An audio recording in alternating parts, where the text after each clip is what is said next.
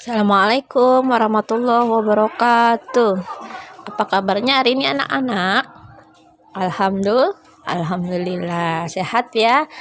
Oke, hari ini kita berjumpa lagi ya dalam mata pelajaran pendidikan agama Islam. Baik, sebelum belajar kita berdoa terlebih dahulu. Bismillahirrahmanirrahim. Raditu billahi rabba wa bil islami dina wa bi muhammadin nabiyya wa rasula rabbi zidni ilma warzuqni fahma. Amin. Baik, pada minggu ini kita akan mempelajari bersuci ya. Bersuci itu atau kita sebut dengan taharoh ya. Kenapa disebut dengan bersuci? Karena di dalam hadis mengatakan kebersihan sebagian dari iman ya. Sebelum melakukan aktivitas seperti sholat, kita harus bersuci terlebih dahulu. Dengan cara apa? Mandi bisa ya, berudu seperti itu ya.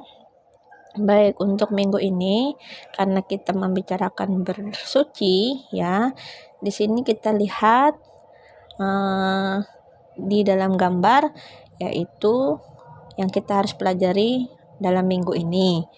Yang pertama, pengertian dari bersuci, kemudian macam-macam bersuci, setelah itu tata cara bersuci, dan bagaimana menerapkan hidup yang bersih. Baik anak-anak, bisa kita mulai pelajarannya?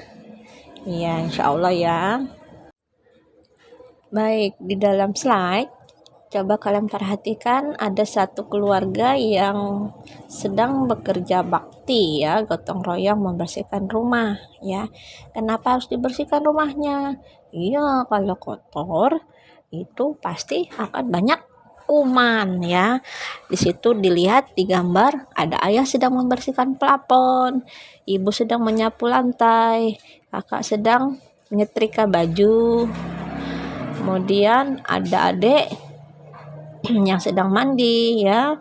Kemudian kalian sendiri di situ coba lihat sedang mau mencuci pakaian ya.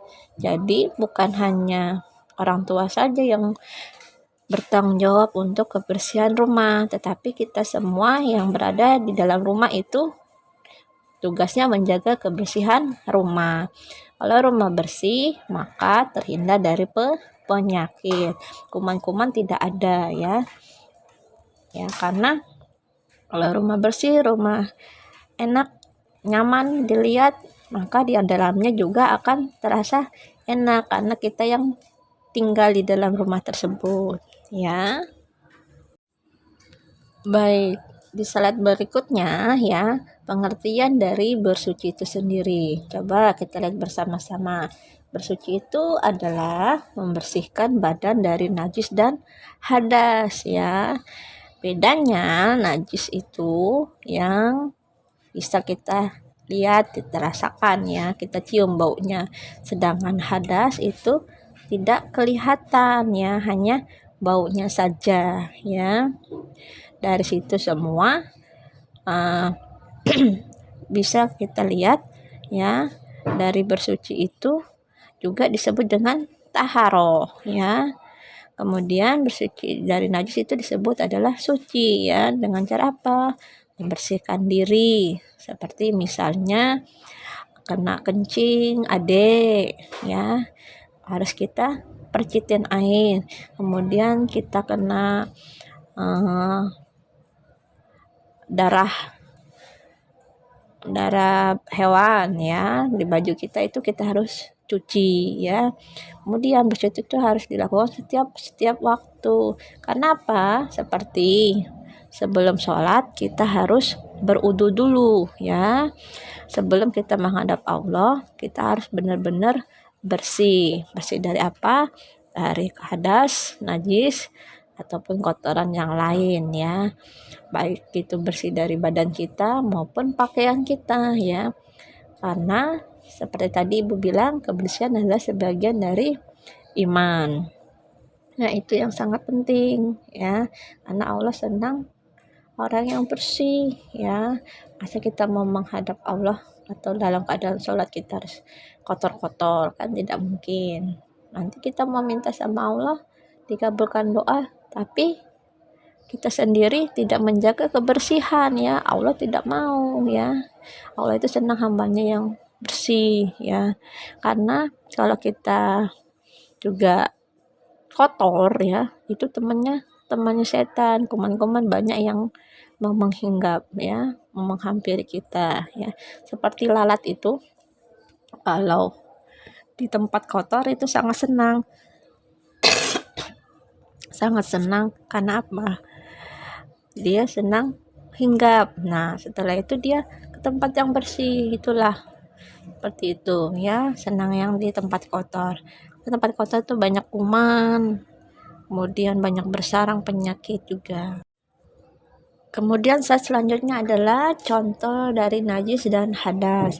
Yang pertama Ibu contohkan yaitu air kencing manusia dan hewan. Ini termasuk najis ya. Bagaimana caranya kalau kita kena air kencing misalnya? Kita harus membersihkan dengan cara apa? Dipercitin ya, baju kita dipercitin air ya. Begitu juga dengan air kencingnya hewan ya, kalau bisa dicuci. Yang kedua itu adalah kotoran manusia dan hewan. Itu termasuk salah satu dari contoh najis ya. Kotoran hewan itu misalnya adik kan sering buang air besar misalnya. Dari situ kotoran itu kita tanpa sengaja kena, itu kita harus membersihkan ya. Kemudian yang ketiga adalah darah dan bangkai. Itu juga termasuk najis ya. Seperti misalnya kalau orang tuanya atau ayahnya kerja di penjual ayam misalnya, tanpa sengaja terpercik dengan darah ayam tersebut. Nah, itu harus dibersihkan ya. Kalau bisa dicuci ya, karena itu pasti melengket ya baunya ya. Kemudian yang keempat, buang air kecil atau buang air besar, itu termasuk hadas kecil ya. Seperti tadi ya, tanpa sengaja kita kena kotoran air kencingnya adik ya, tanpa sengaja kena di baju kita harus membersihkan. Dengan apa caranya? Dipercitin air ya. Begitu juga dengan buang air BAB ya, itu juga harus dibersihkan. Bersihkan pakai apa? Iya, dicuci ya, pakai tangan kiri, jangan tangan kanan, karena tangan kanan untuk makan.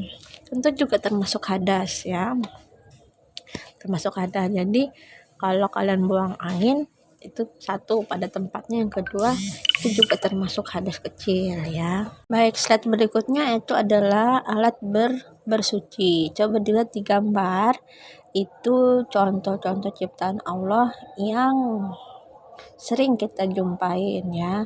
Satu, sumur. Apa yang tahu sumur? Iya, sumur itu biasanya banyak di tempat-tempat desa ya.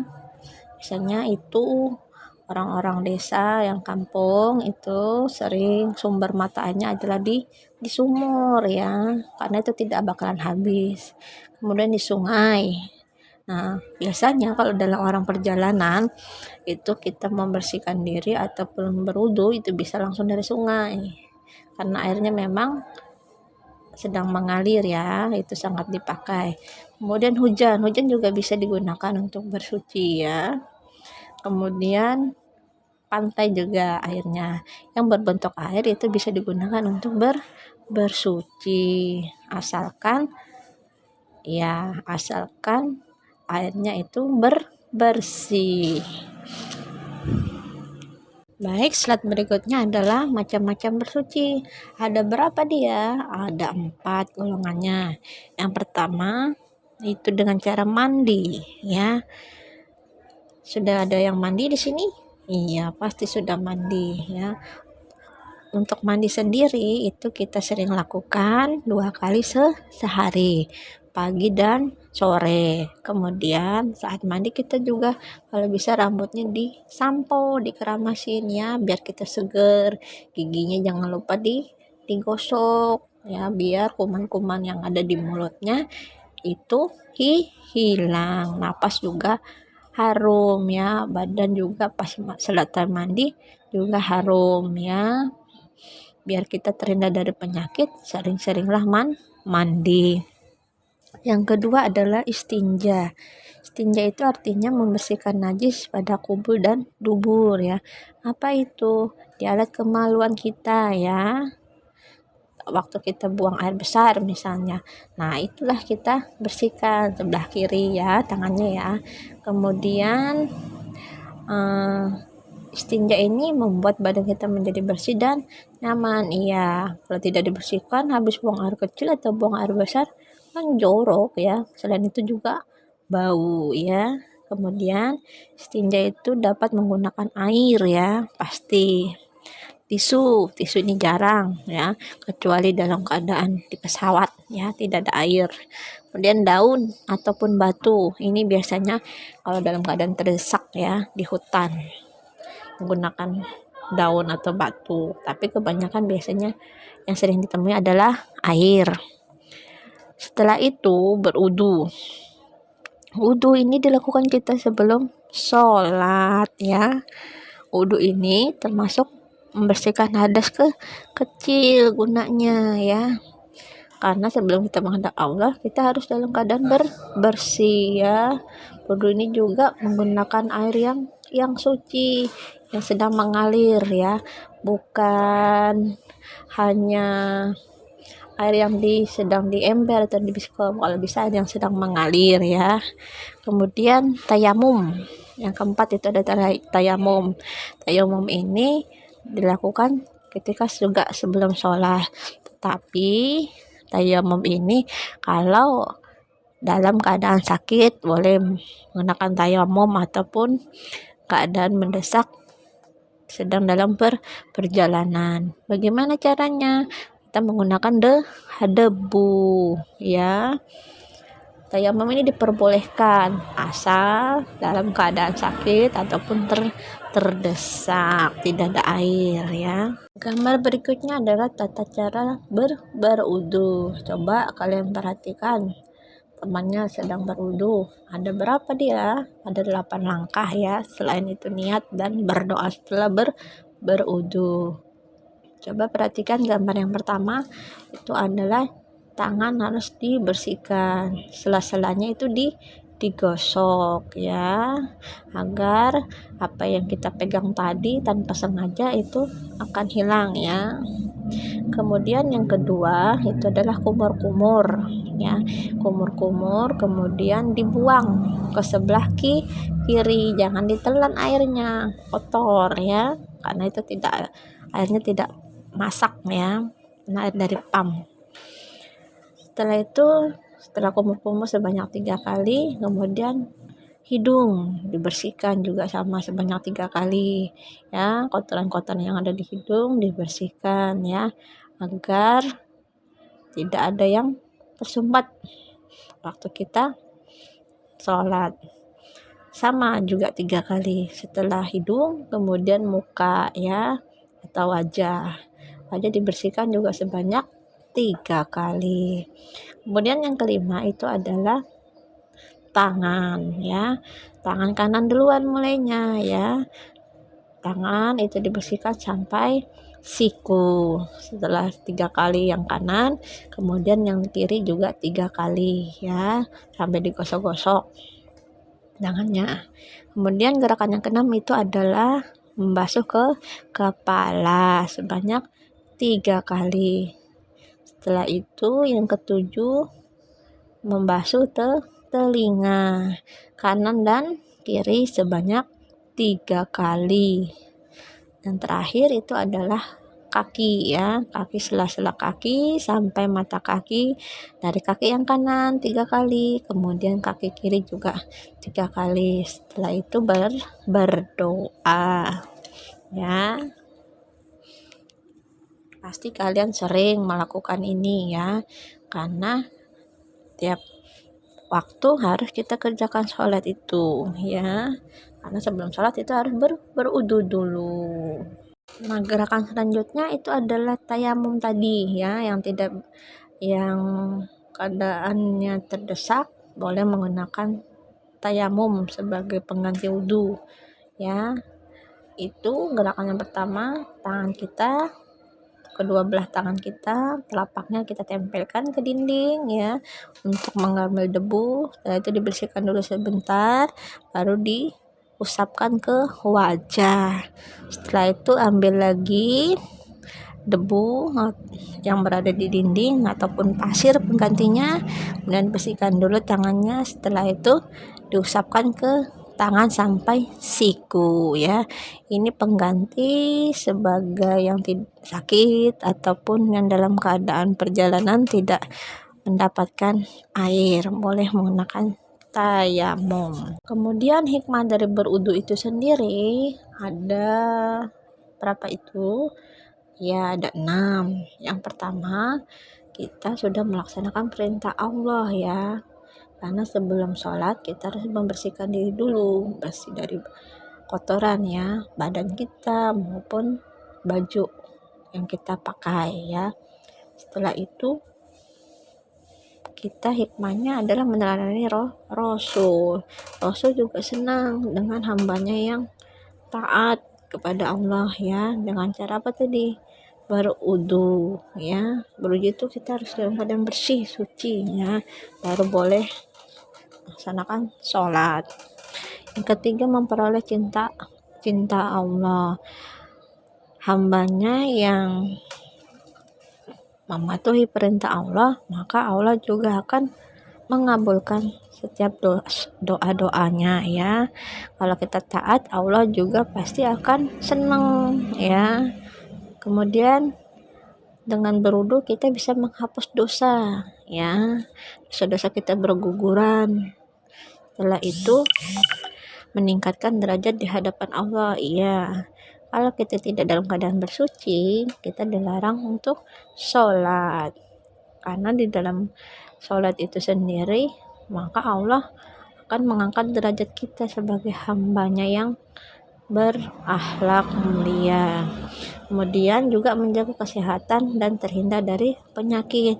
Jika kita sering-sering berudu ya, maka kuman ataupun penyakit akan menghindar dari kita ya, karena kita menjaga kebersihan badan kita, tubuh kita ya, maka penyakit juga tidak mau hinggap ya.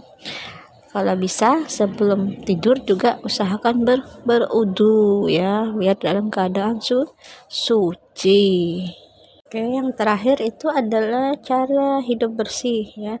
Dilihat di gambar itu, contohnya yang pertama sedang membersihkan tempat tidur ya.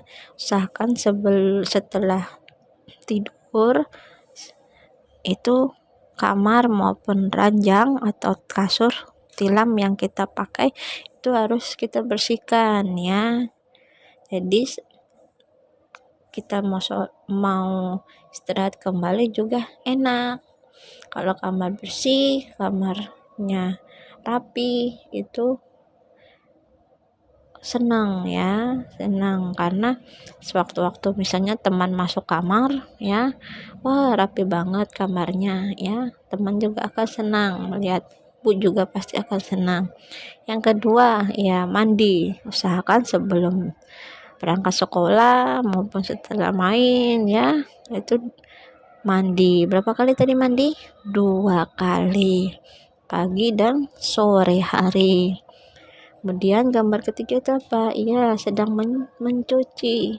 Jadi usahakan kita mencuci pakaian kita sendiri ya, biar kita belajar ya, jangan ibunya semua. Belajar untuk mandiri, mencuci pakaiannya sendiri ya. Kalau kita hidup sendiri, kita sudah paham cara mencuci pakaian kita ya. Kalau pakaian kita bersih ya, tidak ditumpuk-tumpuk, maka penyakit juga tidak mau hinggap ya.